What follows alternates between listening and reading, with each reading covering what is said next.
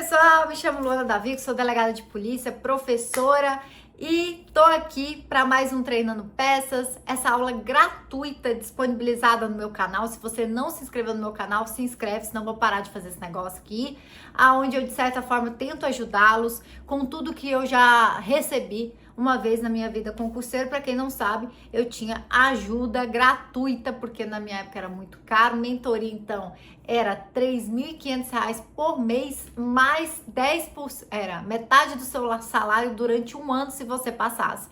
Então, hoje em dia tá muito mais democrático, inclusive mentoria. Eu tenho a mentoria Parabelo, ao lado do meu querido colega Vitor Falcão, com a nossa diretora Isadora. E a gente, nessa mentoria, nós tentamos direcionar os alunos de toda forma. Isso aqui, o que você lê aqui no Treinando Peça é 10% do que a mentoria entrega. E aí eu quero te fazer um convite, se você ainda não procurou uma mentoria, ou se você já experimentou a mentoria e não gostou, ou se você está na dúvida, dia 26 de maio, nós vamos ter o lançamento de uma mentoria que a gente vai falar de turma geral. Essa turma geral, o que quer dizer? É para quem não quer ficar de reta final em reta final. Não se trata de pessoas que estejam com editais iminentes.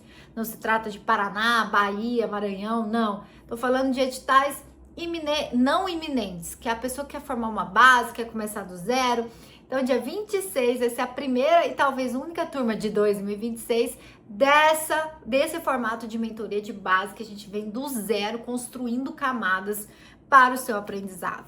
Posto isso, vamos começar a nossa aula de peça. Nossa aula de peça, claro, vai com base no meu livro de peças que está disponível na Juspod. Quero avisá-los que tem errata por causa da formatação, que modificou alguns nomes e alguns artigos, então temos errata no site. E pega o seu vadimeco, pode ser o meu vadimeco? Pode, adoro nosso vadimeco da PCDF, que está com a última tiragem no site, para a gente fazer essa peça. Quero informá-los que, a semelhança do que aconteceu na semana passada, vai ser uma peça difícil. Vai ser uma peça enganosa, mas eu quero só aliviá-los no seguinte sentido: treino difícil, jogo fácil.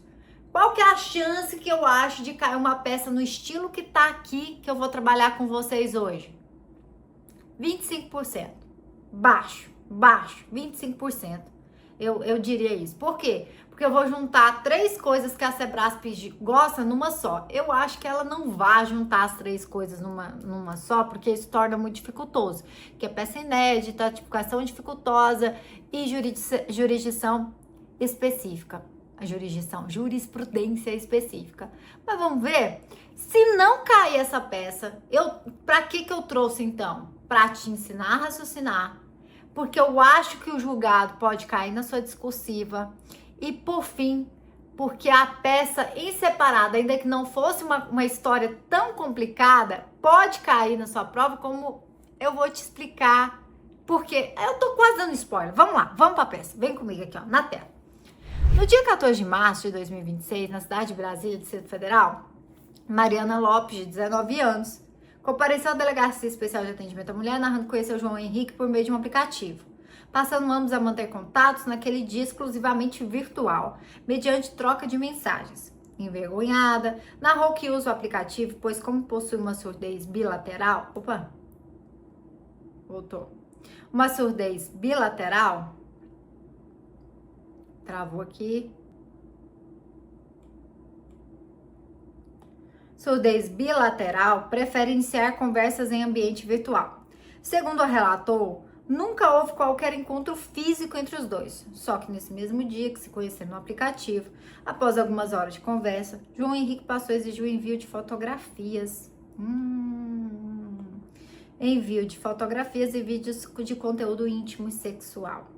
Afirmando que, caso ela se recusasse, divulgaria informações pessoais e criaria perfis falsos, utilizando suas imagens.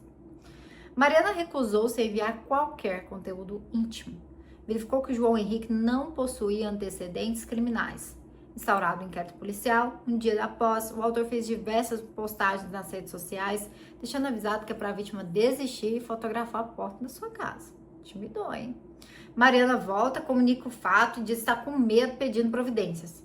Na condição de delegado de polícia, represente pela medida cabível, tipifique a conduta dispensado os fatos. 1 minuto. Eu já dei spoiler demais no começo, mas vai, valendo, vai. Pega isso aqui, acha. Vai com Deus, vai no minuto.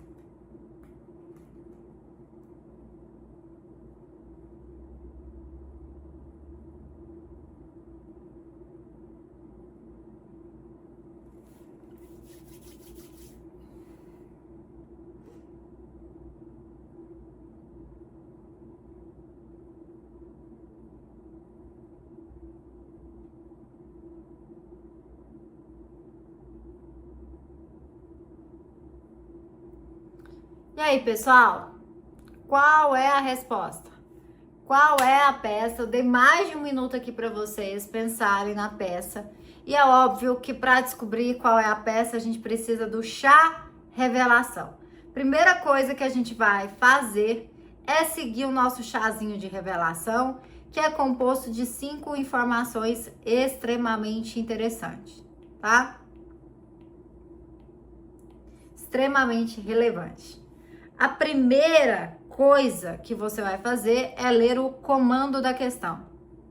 O que o comando da questão te diz? O comando da questão falou para você representar pela medida cabível.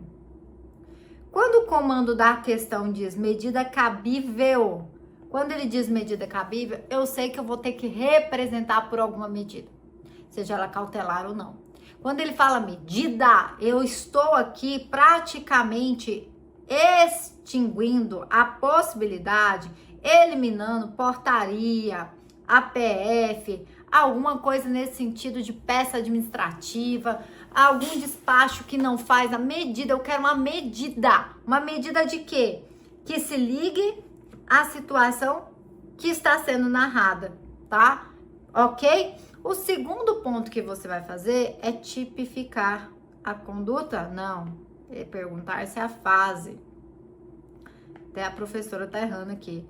Qual é a fase? Poxa, aqui tá dito que a investigação foi instaurada, mas a gente tá longe não tá falando que encerrou-se a investigação. Foi instaurado o inquérito policial. Provavelmente ainda tá periciando o celular, as mensagens, o código hash para conseguir ter acesso à cadeia de custódia digital, papapá. Foi instaurado o inquérito policial, ou seja, não é nem a PF, nem seria nem portaria, mas tampouco é relatório, porque também não está no final. Passo para minha terceira pergunta, que é o quê? Tipificação. Qual que é a tipificação disso aqui? Aqui, meu querido aluno, a tipificação correta envolve uma jurisprudência muito específica do final do ano passado do STJ, mais especificadamente de outubro de 2025. Um julgado que talvez tenha passado batido pelos senhores. Quando você vai ler todas as informações da sexta turma do STJ, você chega aí a conclusão bem interessante. Eu praticamente copiei o texto que estava lá, porque o HC ele está em sigilo, tá? Se você tentar procurá-lo, você não vai encontrar. Por quê? Porque inicialmente o autor desses fatos foi denunciado pelo crime de estupro virtual. Escuta o que eu tô falando. Inicialmente, o autor dos fatos foi, denunciado e condenado por estupro virtual. O HC do STJ, a primeira coisa que ele fez foi o quê? Foi reconhecer que não há isso aqui. Quero ficar falando para não derrubar meu YouTube. Não há isso aqui quando se tratar de maior de idade, tá? Não existe este crime que eu escrevi aqui, o S virtual, quando a vítima for maior de idade. Eu estou diante de uma vítima de 19 anos de idade. Essa idade aqui não foi incerta no seu texto à toa. E esse julgado, talvez você tenha lido. Não cabe, papapá, estupro virtual quando se tratar de maior de idade. Mas você leu toda a história? Você leu a desclassificação da conduta pelo STJ? No momento que o STJ... Então, como ele foi condenado por isso aqui, por um crime contra a dignidade sexual, os autos do processo estão sob segredo de justiça, sob sigilo. Você não vai encontrá-lo, a não ser que você entre no site, no YouTube, vá no dia da sessão, assista a sessão para você compreender o que estava sendo ali discutido, que era exatamente essa situação. A menina trocando mensagem, o cara começou a pedir foto, pediu uma, pediu duas, pediu três, pediu quatro fotos, falou assim, cara, maluco, vou na delegacia. E aí, no outro dia, ele, continuou insistindo, assim como eu falei, e ela começou a sentir medo. Esse negócio da foto da casa, eu coloquei a mais. Mas ele continuou insistindo com ela e ela, com medo, procura a delegacia. Aqui, houve uma desclassificação da conduta pelo STJ. E quem não leu esse julgado inteiro desse HC, não vai acertar. Não vai acertar a tipificação que foi dada pelo STJ. A conclusão do ministro Joel Ilan Passornik, do STJ, que concedeu a ordem de habeas corpus para desclassificar o crime de um homem condenado a 10 anos de prisão. Foi processado porque ameaçou a mulher exigindo fotos e vídeos de cunho sexual. Eles se conheceram por meio de um aplicativo de relacionamento, mantiveram contatos por mensagens, nunca houve qualquer relacionamento, qualquer contato físico, nem nada. E aí, pessoal, eu sei que muita gente pensou em ameaça, obviamente, houve uma conduta de intimidar, houve uma conduta de ameaçar, mas em relação ao pedido de foto, você não concorda comigo que não houve ameaça? O cara fica te pedindo nudes. Ele é o quê? Sem noção, tarado e inconveniente. Mas aqui tem uma conduta de ameaça. Se você, mas ele falou que se ela não fizesse isso, ele ia criar um perfil falso. E ele falou isso nesse mesmo julgado, que a ameaça dele era isso, de criar um perfil falso falando mal dela. Isso não chega a ser um mal grande, um mal de vida, um risco à integridade da vida dela. Teve gente que deve ter pensado no crime do 146, do constrangimento ilegal, que era o quê? Constranger alguém mediante violência ou grave ameaça. O problema aqui é que a elementar do tipo também não bate, não teve violência desse cara sem noção e não teve grave ameaça quando eu uso essa necessidade de ter um risco à integridade física ou à vida da pessoa. É um cara que tá te constrangendo. Eu vou usar a palavra que o STJ usou, intimidando por meio da internet, por meio de um aplicativo, de uma troca de mensagens, que uma pessoa se comporte de determinada maneira. E aí, queridos alunos, aqui vem o boom. Não é nem esse de cima, não é nem esse de baixo. O STJ entendeu que o crime que ele praticou é o do 146A do Código Penal, o crime de cyberbullying, tá? Então eu tenho, assim, dúvidas que alguém tenha acertado, que o STJ entendeu que nesse caso havia o crime do 146A, que inclusive tem pena bem maior que o de ameaça, bem maior do que o de constrangimento ilegal. A pena dele é de 2 a 4 anos, que é intimidar sistematicamente, individualmente ou em grupo, mediante violência física, psicológica, uma ou mais pessoas de modo intencional e repetitivo, sem motivação evidente, por meio de atos de intimidação, de humilhação, discriminação, de ações verbais, morais, sexuais, sociais, psicológicas, materiais ou virtuais. Se o crime é praticado por meio da rede de computadores, no ambiente digital, pena de 2 a 4 anos. Então preste atenção, por mais que talvez você entenda que houve esses dois crimes aqui, eu entendo que constrangeu por meio de uma intimidação, principalmente quando mandou a mensagem envolvendo a casa dela, entendo que houve uma ameaça, o STJ entendeu que esse tipo penal do cyberbullying, ele abrange esses outros tipos penais do constrangimento e da ameaça e, portanto, ele responderia pelo crime do artigo 146A. Aqui tem um bônus que eu preciso falar para vocês. O caso em concreto, ele tratava de uma conduta que foi tipificada antes, né, que aconteceu antes de 2024, porque o cyberbullying, ele foi inserido pela Lei 14.811 de 2024. Então, nesse caso em concreto do STJ, como o crime tinha sido praticado em 2022, não havia o crime de cyberbullying, ele colocou no crime de stalking praticado em razões do sexo feminino. Por quê? Porque o crime de cyberbullying, como eu falei para vocês, tem pena maior do que 146, do que o 147, do que o próprio crime de stalking, tá?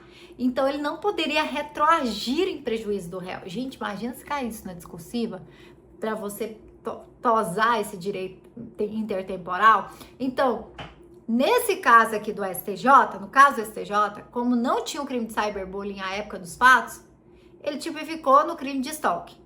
Mas a nossa historinha acontece na data real de 2026. A gente já tem um crime de cyberbullying? Já tem um crime de cyberbullying. Então, a gente vai tipificar, de acordo com o julgado do STJ, no 146A, parágrafo único do Código Penal.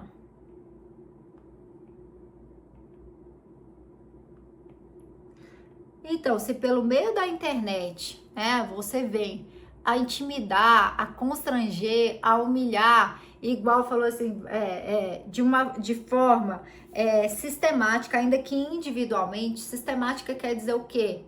De um padrão, padronizado ali, você vai responder para o STJ pelo crime do artigo 146A, não havendo que se falar nem de ameaça, não havendo que se falar de constrangimento ilegal, e no caso aqui, não havendo que se falar de virtual, por tratar-se de maior de idade. Só que aí, pessoal, vem um grande erro que eu vi que a maioria dos alunos aí cometeram. Foi o quê? Enquadrar o fato na Lei Maria da Penha. Me diga por quê. Me diga, por que você está enquadrando aqui na Lei Maria da Penha? Veja só, para ser Maria da Penha, eu tenho que ter sujeito passivo mulher. Eu tenho uma mulher como vítima? Sim, aqui tá verde. 2, eu tenho que ter uma forma de violência, certo? Tenho violência aqui? Tenho, óbvio, tô narrando uma violência psicológica, ok. O terceiro, eu tenho que ter um sujeito ativo em uma das relações do artigo 5º da Lei Maria da Penha. Inciso 1, unidade doméstica. Inciso 2, relação familiar. Inciso 3, relação íntima de afeto. Diga para mim, onde que você enquadra a relação desse doido com ela? Me diga. É uma relação doméstica? Não. É uma relação familiar? Também não. É uma relação íntima de afeto? Professora, eu coloquei que a relação era íntima de afeto porque nós tivemos uma mudança da posição do STJ, que a senhora nos ensinou na aula de Maria da Penha, no sentido em que as relações efêmeras podem ser protegidas pela Lei Maria da Penha. Claro, gente. Só que para eu ter uma relação, eu tenho que ter um comportamento positivo dos dois lados. Eu quero, você quer e juntos estamos ali nos relacionando. Quando eu troco mensagem com uma pessoa através de um aplicativo, aqui não falou que era Tinder, não. Só falou que ela, né, gosta de fazer isso no ambiente virtual porque ela tem uma fluidez bilateral. Então, para ela é mais fácil conversar. Quer dizer, então, que todo mundo que eu troco mensagem no meu direct do Instagram, se o cara doido fala pra mim que tá afim de mim, eu tenho um relacionamento com ele? Claro que não. Claro que não. Por mais que a Mariana talvez tenha trocado mensagem no intuito ali de iniciar qualquer conversa com ele para fins amorosos, essa relação íntima de afeto não é nem que ela é efêmera, ela nunca existiu. Então não se trata não de aplicação de Lei Maria da Penha. Coitada da Mariana, vocês querem enfiar uma relação íntima de afeto nela, mas não se trata de Maria da Penha. Isso aqui, gente, não se tratar de Maria da Penha é um ambiente que a Sebrasp tem cobrado muito. Como ela gosta muito de Lei Maria da Penha, como ela cobra tanto em discursiva, quanto em prova oral, quanto em prova objetiva, ela analisa e estuda todos os casos de sua aplicação, mas também os casos de sua exclusão. E quando que eu excluo o âmbito de aplicação da Maria da Penha? Primeiro, quando o sujeito o sujeito passivo não é mulher, que foi o que ela fez na prova de peça de delegado do Ceará.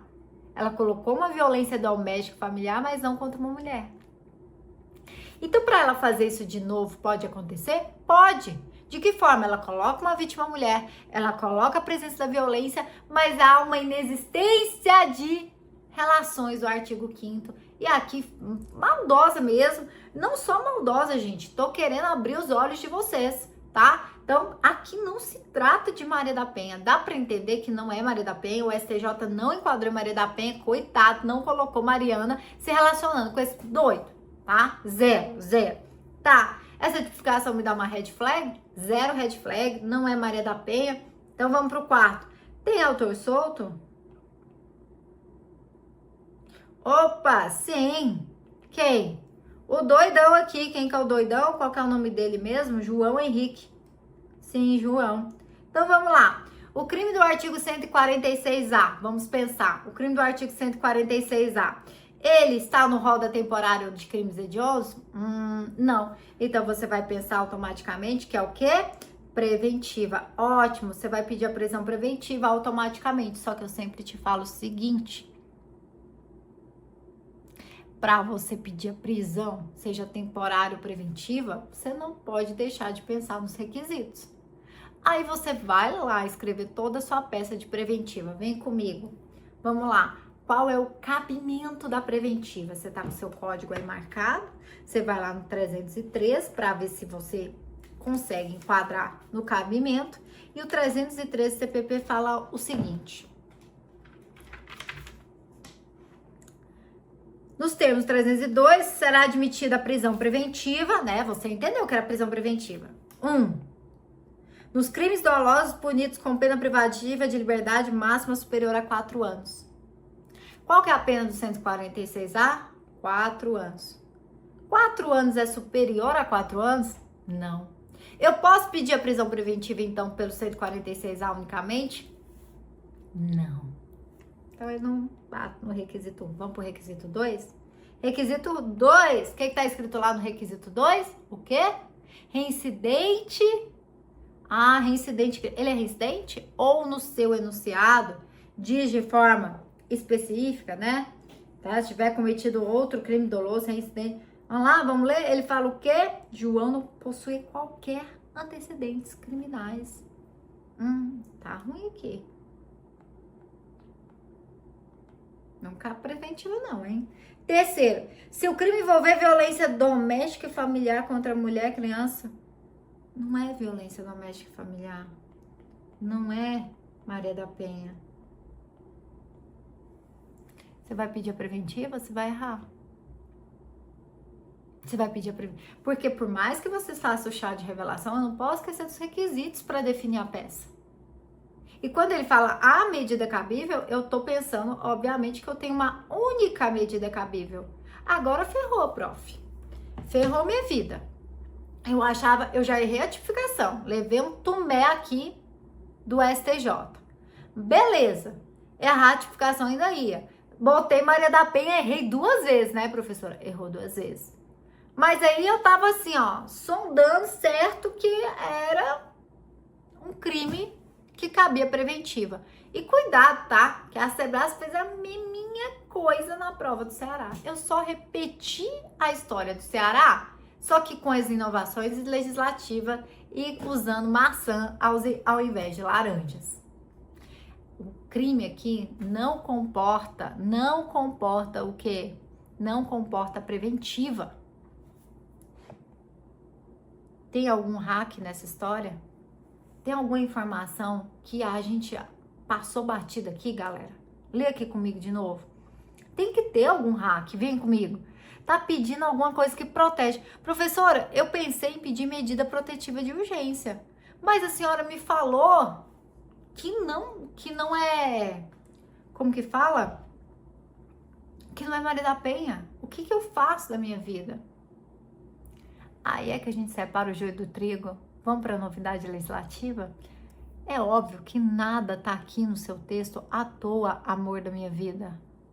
Por que cargas d'água? Eu botei que ela tinha uma surdez bilateral. Para que o senhor se lembre que eu estou tratando de uma pessoa com deficiência. Ah, meu Deus do céu, é uma pessoa com deficiência. Eu estou diante de uma pessoa com deficiência, a Mariana, é PCD. Eu quero que você abra o seu artigo 350A do Código de Processo Penal, novidade legislativa que pode ser cobrada e será cobrada na sua prova, que fala o seguinte: constatada a existência de indício de prática de crime contra a dignidade sexual, o juiz pode de imediato, ao autor em conjunto separadamente, pedir as seguintes medidas protetivas. Prof, desculpa, mas não é crime contra a dignidade sexual, a senhora falou que o STJ desclassificou a conduta. Sim, meu amor, por favor, vem aqui comigo no parágrafo 6º. O disposto desse artigo aplica-se ainda aos crimes cuja vítima esteja em situação de vulnerabilidade, como crianças, adolescentes, pessoas com deficiência ou incapazes, qualquer que seja o crime investigado. Então, queridos alunos, amados do meu coração, a nossa peça aqui é a representação pela medida protetiva de urgência do artigo 350A do CPP, nos moldes do que caiu na prova da PC Ceará, só que atualizado com a Lei 15.280 de 2025, que pode ser cobrada na sua prova. Quem acertou a peça? Ah, Deus me livre, professora. Vamos comigo? Vamos com mamãe? Ai, professora, eu já tô triste, não quero nem saber. Não, quer saber sim? Quer saber sim? Ó, porque eu não esperava que ninguém acertasse essa peça, não. Se alguém acertou aqui, isso é de outro mundo. Ah, professora, a senhora traz uma peça pra todo mundo errar? Eu trouxe uma peça pra todo mundo errar, mas no sentido de que trouxe uma tipificação que você não conhecia, trouxe uma informação que você não conhecia. A gente vai fazer uma peça nova que pode cair na sua peça, na sua prova, e você tem que ser o quê? Muito agradecido de errar esse momento. Vem comigo, vem comigo. Vamos lá? Vou endereçar para a vara de violência doméstica familiar contra a mulher? Não, eu vou pro juízo das garantias. Por quê? Porque o juiz das garantias, ele é afastado quando se tratar de quê? Tribunal do júri, competência originária, menor potencial ofensivo e violência doméstica familiar. É violência doméstica familiar? Não é. Então, tô afastando a competência dele de jeito nenhum. Então, vai ao juiz da Vara das Garantias da Circunscrição Judiciária de Brasília, Distrito Federal. Inquérito policial, não sei o número. Investigado é o João lá, né? João do quê? Das Neves? Eu nem lembro. João Henrique. Inventando esses nomes. Vou começar a botar o nome de gente da minha série. Das minhas séries favoritas. Então, a Polícia Civil do Distrito Federal vem muito respeitosamente perante Vossa Excelência, por meio do seu delegado de polícia subscritor, com fruto no 144, parágrafo 4, artigo obrigatório, segundo parágrafo 1º, 2.830, obrigatório, 26 da 14735 de 2023, que é a Lei Orgânica Nacional das Polícias Civis, terceiro B do CPP, porque eu tô mandando pro bonito do juiz das garantias, representar pela concessão de medidas protetivas de urgência, com fulcro no artigo 350A do CPP, pelos fatos e fundamentos a seguir. Os fatos foram o quê? Dispensados, não vou trazer, fundamento da legitimidade da representação. Você vai dizer que a medida de proteção poderá ser concedida mediante pedido da vítima ou requerimento do Ministério Público, entregando alicerce protetivo diante de vulnerabilidade, dizendo que tem que se permitir que o delegado represente por essa medida também, ou juiz de ofício, já que pensar o contrário é oportunizar uma proteção inconstitucional deficiente com hipertrofia do direito penal estatal. Assim, ó, isso aqui tudo é balela. O que é importante é você abrir da legitimidade da representação e dizer que, à luz do entendimento doutrinário, embora a vítima, né, e o juiz, e o Ministério Público podem representar pelas medidas protetivas de urgência, inclusive o 350A não tem o artigo específico falando quem pode representar, dando ainda mais evasão a essa possibilidade, ok? Você vai escrever que, embora a gente não tenha de forma expressa a legitimidade do delegado de polícia, eu gosto muito desse ponto aqui, você escrever na sua legitimidade. Pensar do contrário é uma proteção inconstitucional deficiente com hipertrofia do direito penal estatal, já que eu desprotejo a vítima criando esses obstáculos de representação de legitimidade, ok? Então, pensar que o delegado de polícia não pode representar, como ensina a doutrina brasileira, é um caso de proteção deficiente, inconstitucional, uma hipertrofia do direito penal ao colocar obstáculos no sistema de proteção de vítimas vulneráveis. Beleza? Aí vem com cabimento, vai falar que o 350A permitiu, né, as medidas protetivas de urgência de vítimas em crimes sexuais, ou no nosso caso aqui, que é o parágrafo 6º, você teria que colocar que, diante de indício de autoria e prova de materialidade do crime do artigo 146A do Código Penal, sendo a vítima pessoa com deficiência,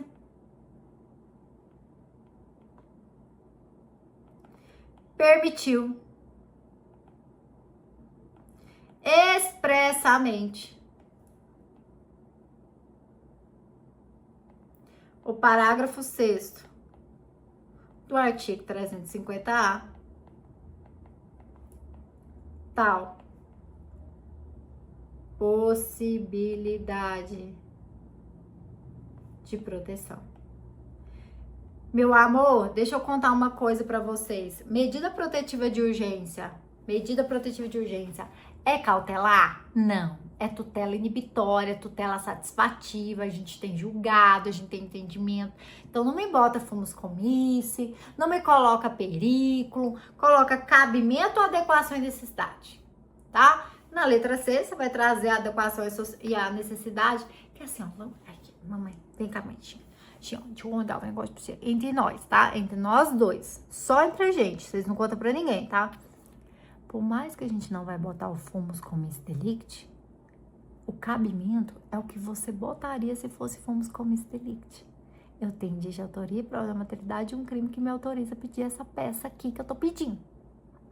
E por mais que você não vá botar o perigo in mora, o adequação e necessidade é o perigo in mora. É a medida cabível, não existe outra medida, não existe nada que me faça alcançar uma proteção dessa mulher, se não for por meio da medida protetiva de urgência.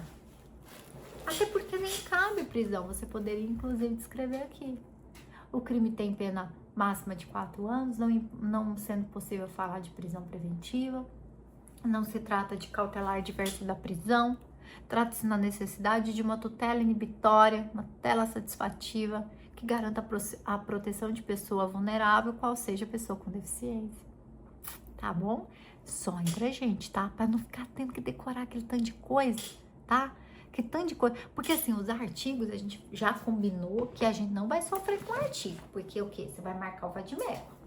Vadimeco com artigo, gravado, você não vai sofrer com artigo. O problema é lembrar o que você tem que pôr em cada estrutura de peça. E aí, para não ter que decorar 50 mil coisas, é tipo assim, por que eu tô pedindo, por que que cabe o meu pedido e por que que não cabe outra coisa. Nesse caso é só esse aqui, tá? Mas só entre a gente essa fofoca. Não tem o fomos nem o periculum, mas tem adequação, necessidade e cabimento, que é a mesma coisa na estrutura. Ok? Voltando aqui, desculpa aí, gente, oscilar, tava contando uma fofoca só para os mais íntimos aqui. Colocou, então, legitimidade do cabimento, adequação e necessidade e pede. Pede o quê? Pede a proteção dessa menina. Proteja a Mariana. Mariana conta um. Desbloqueei a sua memória agora. Mariana conta um. Pedido. Gente, aqui eu coloquei absolutamente demonstrativo o que você pode pedir, tá? Eu praticamente copiei o 350A. No dia da sua prova, você vai fazer o quê quando sua peça for representação de medida protetiva? Meu irmão, se for representação de medida protetiva do 350A, você copia o 350A. Se for representação de medida protetiva da Lei Maria da Penha, você vai copiar lá o 22. Se for representação da Lei Riborel, você vai copiar, acho que, não salvo engano, é o 21. Copia, bota todos lá. Olha, eu quero tudo. Eu quero afastamento do lar. Tá, afastamento do lar, nesse caso aqui, não vai muito, né? Quero proibição de aproximação. Quero proibição de contato. Quero proibição de frequentação de determinados lugares onde ela passe, cheire, tá? Decretação de monitoração eletrônica. Amigos do céu, tá? Escreve aí, pelo amor de Deus, que você vai proteger essa menina com monitoramento, de monitoração eletrônica, 350A, parágrafo 5º do CPP, tá lá expressozinho, bonitinho, tem que botar, isso aqui vai estar no espelho. Se for representação, vai estar no espelho. Restrição e suspensão de menores, não muito, né, não me arcanjo muito. Intimação pessoal, isso aí, pena de prisão preventiva, é isso aí, pelo crime de desobediência, esse 312 aqui, 350, a gente vai pelo crime de desobediência, eu acho que não. É pelo crime de descumprimento de medida protetiva. Ah, prof, mas por que a senhora botou aqui? Porque o 312 diz, se você quiser botar do igual ao 312, põe. Aí você fala assim, seja comunicado ao Ministério Público, eu vou ouvir previamente? Não vai. Não me coloca, ouça-se o Ministério Público, não. Comunique-se após a decisão o Ministério Público, você faz inaudita, altera pars e pede a decretação do sigilo da vítima em consonância com 17A da Lei Maria da Penha, que a gente sempre vai aplicar de forma o quê? Subsidiária a todos os casos de medida protetiva de urgência, tá? Todos os casos de medida protetiva de urgência em Riborel e daqui você pode aplicar subsidiariamente a Lei Maria da Penha e um ao outro. Temos que pede deferimento. Pede sigilo. Pediu o sigilo do nome da vítima, tá? Pede o sigilo do advogado,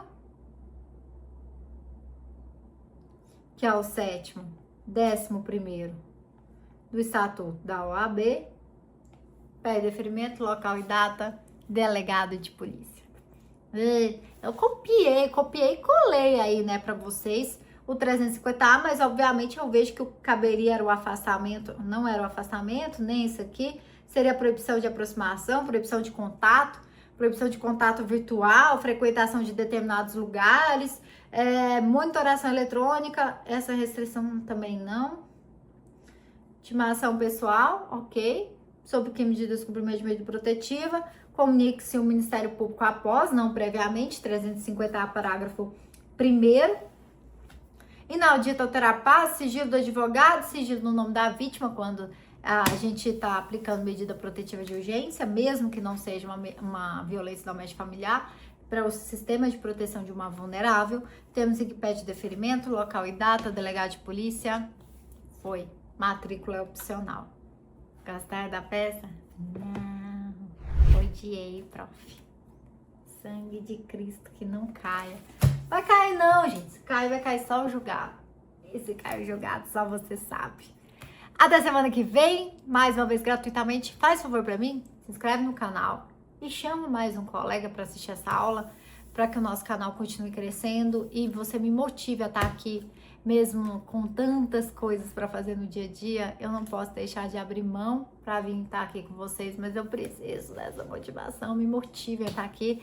Convida mais gente. Beijo, beijo, beijo. Tchau!